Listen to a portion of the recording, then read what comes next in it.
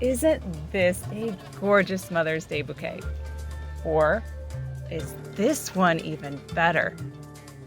Both are in a vase, both have beautiful green leaves, and both have gorgeous flowers, one of which is growing into something you can eat. Now, I realize you can eat rose petals, but most of us don't.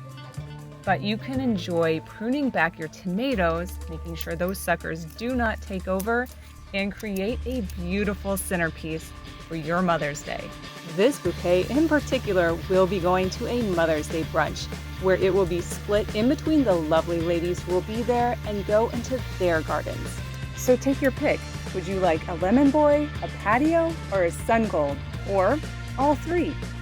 Out here in the low desert of Arizona, where tomatoes can go year-round and continue on for years, this is one bouquet that could last for a very long time.